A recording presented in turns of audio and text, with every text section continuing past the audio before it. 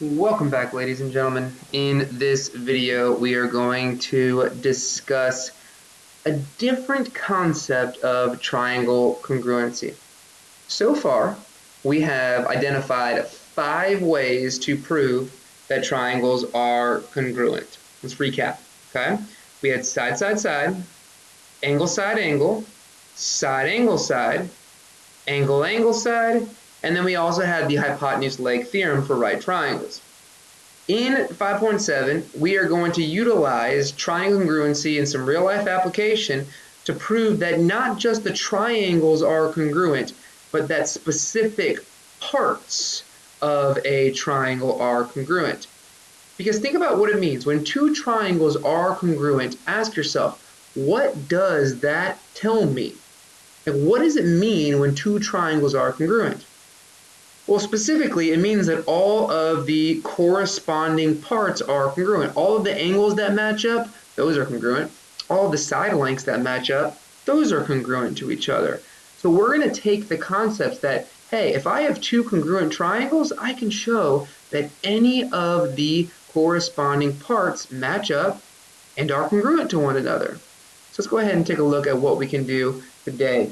We're going to be focusing on defining an acronym called CPCTC.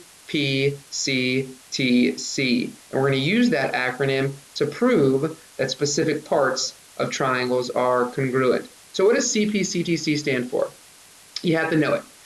Corresponding parts of congruent triangles are congruent. One more time. Corresponding parts of congruent triangles are congruent. Think about it, right? Anytime two triangles are congruent, any of the corresponding parts are congruent to one another. That's what it means to be congruent triangles. So we utilize this acronym as a reason for our proofs. So let's take a look at an example of how we can use CPCTC in action.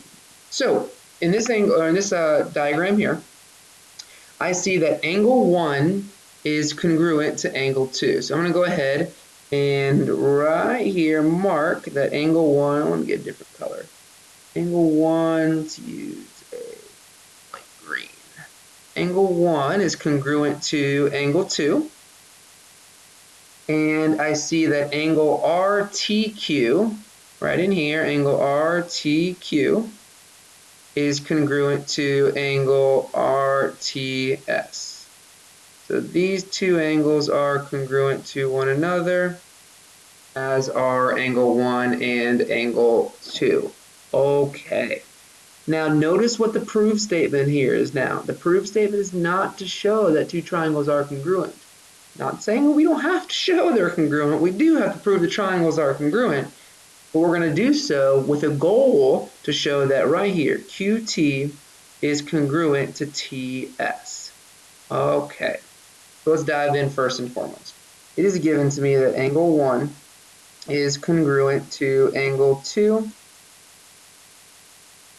And I am also given that angle RTQ is congruent to angle RTS.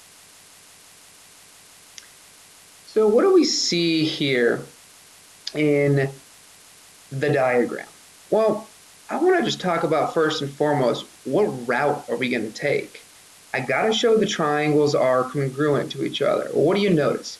Right off the bat, I see a side being shared. I'm going to go ahead and throw that right into my proof right now so I don't forget that RT is congruent to itself, and I don't have to change the order by the reflexive property of congruence. Okay? So we have a side being congruent. Now it could be tempting to go ahead and say, oh, angle, angle, side, angle, angle, side. Nope, can't say that. This is an exterior angle. This is an exterior angle. So I have to incorporate either an angle, or another side somehow, some way. But personally, I don't really know how to incorporate this side RQ and this side RS. So let's think about some other ways. Well, what does this line form? Well, these two angles, well, they form a linear pair, as do these two angles. These two angles also form a linear pair. And so I know that angle 1 and angle RQT are supplementary because they are a linear pair. And I also know the same thing, that angle 2 and angle RST are supplementary as well. And that is because of our linear pair postulate. Remember, the linear pair postulate tells us two things. Number one, it tells us that they are supplementary, or we can use it numerically, and we could have written it out that angle 1 and angle RQT are equaling 180 degrees. But I want to keep them as supplementary, because what does this tell us? Angle 1 is congruent to angle 2, but angle 1 is supplementary with one angle, and angle 2 is supplementary with a different angle, but they're the same angle.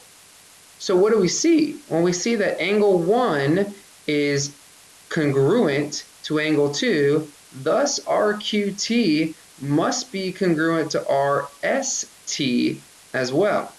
And that's going to be our congruent supplements theorem. So RQT would be congruent to angle RST by our congruent supplements theorem. Well, now I've shown that those two angles are congruent to one another, and now I see that angle, side. So now that the two triangles are congruent, RTQ is congruent to triangle RTS by angle, side. All right, but keep in mind, that was not what the purpose here of this proof was. The purpose of this proof was to show that the two sides, QT and ST, are congruent. Well, once I have shown that these two triangles are congruent, any of the corresponding sides are now congruent as well. So I'm going to go ahead, and because I'm running out of room down here, I'm going to put my finishing statement up here. My finishing statement is that QT is congruent to ST by our brand new acronym, corresponding parts of congruent triangles are congruent to one another.